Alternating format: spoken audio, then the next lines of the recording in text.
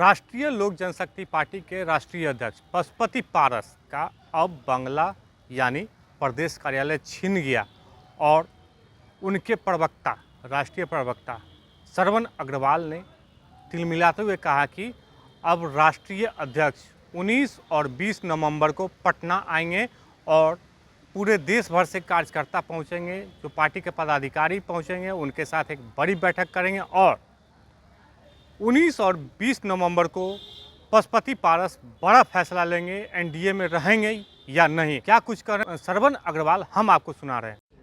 ऐसा है कि आज हमने आप लोगों को बुलाया है इस प्रेस कॉन्फ्रेंस में।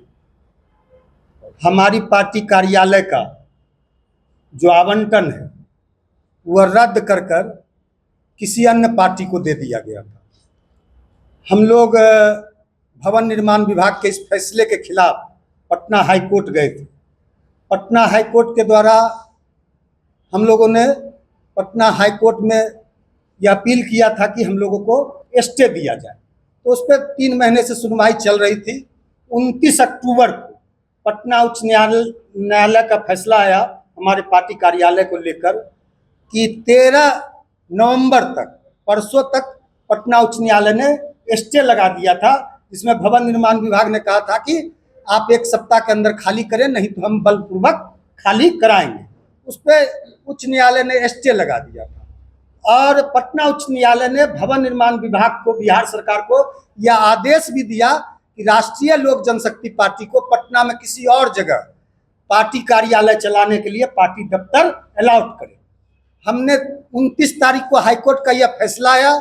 30 तारीख को हमने भवन निर्माण विभाग को लिखित रूप से, हमारे पार्टी ने यह आवेदन दे दिया, आग्रह कर दिया लिखित रूप से कि हमको 2 हफ्ता के अंदर पटना में पार्टी कार्यालय उपलब्ध कराएं, क्योंकि भारत के निर्वाचन आयोग के द्वारा हमारी पार्टी को और जिस पार्टी को यह कार्यालय अलाउड कर दिया गया, दोनों पार्टी को एक ही समान दर्जा है। हम स्टेट पार्टी होने के नाते पार्टी कार्यालय चलाने का हक रखते हैं और अधिकार रखते हैं। आप लोगों के माध्यम से हम यह मांग करते हैं कि बिहार सरकार और भवन निर्माण विभाग, खास करके माननीय मुख्यमंत्री, आदरणीय मुख्यमंत्री नीतीश कुमार जी से यह मांग करते हैं आज के प्रेस कॉन्फ्रेंस के माध्यम से कि 13 नवंबर तक 2 दिनों के अंदर हमको पार्टी कार्यालय किसी अन्य जगह पटना में अलाउड कराया जाए। माननीय मुख्यमंत्री जी पार्टी कार्यालय दिलाने हेतु स्वयं हस्तक्षेप करें कि हम लोग पार्टी कार्यालय चला सके, और जो माननीय न्यायालय का फैसला है 13 नवंबर तक जो स्टे लगा है, 13 नवंबर के बाद हम इस पार्टी कार्यालय को खाली कर देंगे। लेकिन इतनी बड़ी पार्टी कार्यालय को खाली कर हम रोड पर तो नहीं ले जाएंगे। तो हाईकोर्ट का जो निर्देश है उसके आलोक में भवन निर्माण विभाग, जो हाईकोर्ट ने कहा था कि 2 हफ्ता के अंदर राष्ट्रीय लोक जनशक्ति पार्टी को कार्यालय दे भवन निर्माण विभाग, तो आप लोग के माध्यम से पुनः हम लोग यह आग्रह करते हैं बिहार सरकार से कि राष्ट्रीय लोक जनशक्ति पार्टी को पटना में किसी अन्य जगह कार्यालय आवंटित करें। 2 दिन बचे हैं 13 नवंबर में। अगर 2 दिन में आपको नया बंगला नहीं मिलता है तो 13 को आप खाली करेंगे कि नहीं करेंगे? नहीं, 2 दिन तो काफी होता है, क्योंकि बहुत सारे काफी भवन निर्माण विभाग के काफी सरकारी बंगले, बहुत लोग तो अवैध कब्जा करके भी रह रहे हैं। लेकिन आप जान लीजिए, इलेक्शन कमीशन ऑफ इंडिया का गाइडलाइन है कि लोक जनशक्ति पार्टी जब टूटी, और लोक जनशक्ति पार्टी का जो मामला है जब तक इलेक्शन कमीशन ऑफ इंडिया में पेंडिंग है और जब तक वो फैसला, अंतिम फैसला नहीं आ जाता, राष्ट्रीय लोक जनशक्ति पार्टी और लोक जनशक्ति रामविलास को, दोनों को समान दर्जा बिहार में इलेक्शन कमीशन ऑफ बिहार देगा। तो उस नाते पार्टी कार्यालय चलाने का हम हक और अधिकार रखते हैं। लेकिन एक साजिश के तहत भवन निर्माण विभाग ने हमारी पार्टी कार्यालय को रद्द कर लोक जनशक्ति पार्टी रामविलास को आवंटित कर दिया, जो बिल्कुल अन्यायपूर्ण है, भेदभावपूर्ण है और न्याय संगत नहीं है। इसके लिए हम लोग पुनः हमारे नेता आदरणीय पशुपति कुमार पारस जी ने, हमारे दल के राष्ट्रीय अध्यक्ष जी ने आदरणीय मुख्यमंत्री नीतीश कुमार जी को पत्र भी लिखा है। पत्र के माध्यम से यह आग्रह भी किया है, मिलने के लिए उन्होंने, पारस बाबू ने मुख्यमंत्री जी से समय भी मांगा है। मुख्यमंत्री जी से मिलकर पारस बाबू सारी बात भी रखना चाहते हैं कार्यालय को लेकर, और निश्चित रूप से हम लोग को पूरा विश्वास है कि जो लॉ कहता है, जो क्राइटेरिया कहती है कि हमको पार्टी कार्यालय चलाने के लिए किसी अन्य जगह, यदि आप यह कार्यालय खाली करा रहे हैं और कोर्ट के निर्णय का हम सम्मान करते हुए पार्टी कार्यालय को खाली करने के लिए भी तैयार हैं, तो किसी अन्य जगह राष्ट्रीय लोक जनशक्ति पार्टी को कार्यालय चलाने के लिए हम लोग पूरी तरह प्रिपेयर्ड हैं। हम लोग पूरी तरह मन बना चुके हैं कि न्यायालय ने जो फैसला दिया है, 13 तक हम लोग को स्टे दिया है, लेकिन 13 के बाद इतनी बड़ी पार्टी कार्यालय को लेकर हम रोड पर कहाँ जाएंगे। इसीलिए भवन निर्माण विभाग, विशेषकर बिहार सरकार, हमको किसी अन्य जगह, जो कोर्ट का निर्णय है, कोर्ट का निर्णय का सम्मान बिहार सरकार को भी करना चाहिए और हम भी कोर्ट के निर्णय का सम्मान करने की बात कर रहे हैं कि 13 तक स्टे दिया गया है, 13 के बाद हम खाली करना चाहते हैं। इसीलिए हम खाली करके कहाँ लेके जाएंगे अपनी पार्टी के इतनी बड़ी दफ्तर को, तो भवन निर्माण विभाग किसी अन्य जगह हमको पार्टी दफ्तर अलाउड करे। निश्चित रूप से एक साजिश के तहत जो व्यक्ति 4 साल 5 साल से कह रहा हो कि हम नीतीश कुमार को हमारी सरकार बनेगी तो जेल भेजेंगे, जो व्यक्ति सार्वजनिक रूप से 4 साल से कह रहा हो सार्वजनिक सभा में, मीडिया के सामने, कि नीतीश कुमार ने हमारे पिता रामविलास पासवान का बहुत बड़ा अपमान किया, हमारे उस नेता ने कहा ना कि नीतीश कुमार ने हमारे नेता रामविलास पासवान का बहुत बड़ा अपमान किया, हम उस अपमान का बदला लेंगे। तो आश्चर्यजनक है, जो व्यक्ति नीतीश कुमार को जेल भेजने की बात करता था, आज वह नीतीश कुमार के लिए भारत रत्न के बात का समर्थन कर रहा है, चापलूसी में लगा हुआ है। यह तो जनता दल यू को न सोचना चाहिए। जनता दल यू के नेता और आदरणीय नीतीश कुमार से आग्रह है कि ऐसे नेताओं से सतर्क और सजग रहने की जरूरत है। सबसे पहले आश्चर्य बेहद ही दुखद है, जिस पार्टी को एनडीए में सम्मान दिया जा रहा है, जिस पार्टी के नेता के साथ, तथाकथित नेता के साथ, जबकि वह नेता नहीं है, उसकी पार्टी जो है नाच और नौटंकी वाली पार्टी है। जिस पार्टी की ओर हम इशारा कर रहे हैं, आप लोग समझ रहे हैं, उस नाच और नौटंकी वाली पार्टी के राष्ट्रीय अध्यक्ष ने कहा था कि मेरी सरकार बनी तो नीतीश कुमार को जेल भेजेंगे। यह देख लीजिए,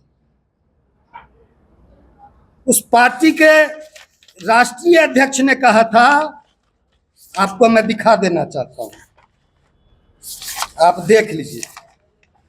उस पार्टी के राष्ट्रीय अध्यक्ष जो आज एनडीए के बहुत प्यारे हो गए हैं, उस पार्टी के राष्ट्रीय अध्यक्ष ने कहा था कि शराब तस्करी में नीतीश कुमार संलिप्त है, मेरी सरकार बनी तो इसकी जांच कर नीतीश कुमार को जेल भेजेंगे। यह टाइम्स ऑफ इंडिया का, न्यूज 18 का, हिंदुस्तान टाइम्स का, सारे। तो इसीलिए हमने एनडीए को लगातार मजबूत किया, हमारे नेता ने एनडीए को लगातार पूरी ईमानदारी से, एनडीए को पूरे तन मन से, पूरे ताकत से एनडीए को मजबूत किया।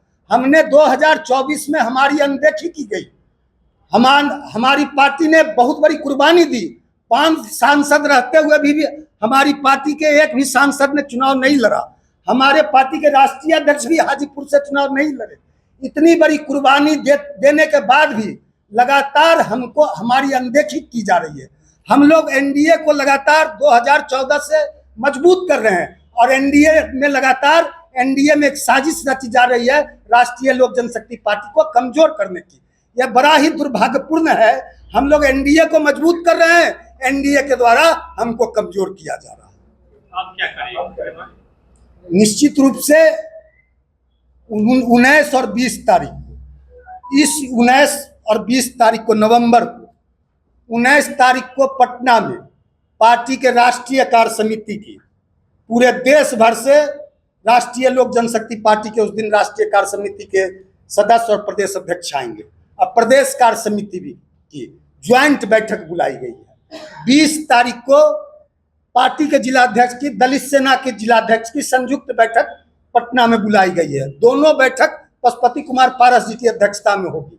पार्टी का जो निर्णय होगा, क्योंकि एनडीए में जो हमारे साथ अन्याय हो रहा है, एनडीए में जो हमारे साथ अनदेखी हो रही है, लगातार एनडीए की बैठकों से हमको दूर रखा जा रहा है, एनडीए की हर गतिविधि से हमको किनारा किया जा रहा है, तो निश्चित रूप से यह बेहद ही दुर्भाग्यपूर्ण है। हम लोग इसको देख रहे हैं। 19 और 20 तारीख को पार्टी कोई बड़ा फैसला इसको लेकर ले सकती है।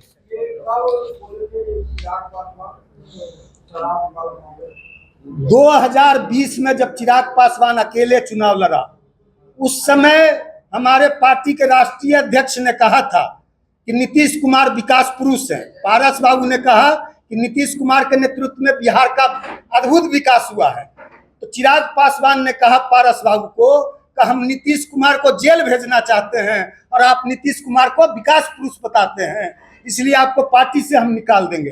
पारस बाबू ने कहा कि पार्टी से अभी निकाल दो। उसके बाद चिराग पासवान ने नीतीश कुमार के सवाल पर, नीतीश कुमार को विकास पुरुष बताने के सवाल पर पार्टी के 5 सांसदों को पार्टी से निकाल दिया और पार्टी को तोड़ दिया। पार्टी को हम लोगों ने नहीं तोड़ा, पारस बाबू ने नहीं तोड़ा, पार्टी को चिराग पासवान ने ही तोड़ा। और पार्टी टूटी नीतीश कुमार को जब पारस बाबू ने विकास पुरुष बताया, उस सवाल पर पार्टी टूटी। तो आपने सुना कि पशुपति पारस गुट के जो राष्ट्रीय प्रवक्ता हैं श्रवण अग्रवाल, उन्होंने साफ तौर पे कहा है कि पिछले कई महीनों से जिस तरीके से एनडीए की कोई भी बैठक होती है तो हम लोगों को नहीं बुलाया जाता है, और हम लोग 5 सांसद होते हुए भी इस बार चुनाव नहीं लड़े, क्योंकि हम लोग को केंद्र सरकार से कहा गया था कि आप लोग को कुछ बड़ा गिफ्ट देंगे। लेकिन पिछले कई महीनों से जिस तरीके से चुनाव हुआ उसमें हम लोगों को दरकिनार कर दिया गया, और एनडीए की कोई भी बैठक होती है तो उसमें भी हम लोगों को दरकिनार कर दिया जाता है। तो अब 19 और 20 नवंबर को हम लोग पटना में एक बड़ी बैठक करेंगे और ये निर्णय लेंगे कि एनडीए में रहेंगे या नहीं।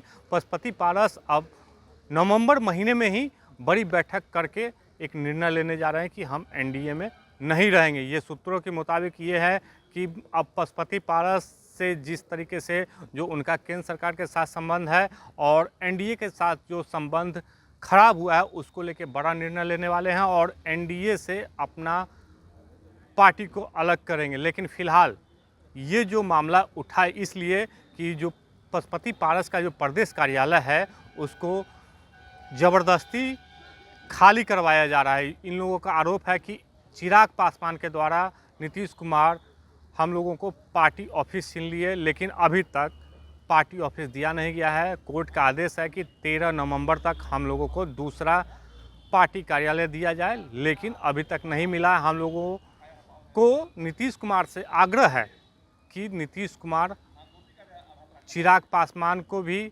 और पशुपति पारस को भी प्रदेश कार्यालय खोलने के लिए चुनाव आयोग से मिला हुआ है, लेकिन पार्टी कार्यालय खोलने के लिए हम लोगों को जगह दिया जाए। नीतीश कुमार से आग्रह भी किया है। आलोक कुमार, 10 मिनट, पटना।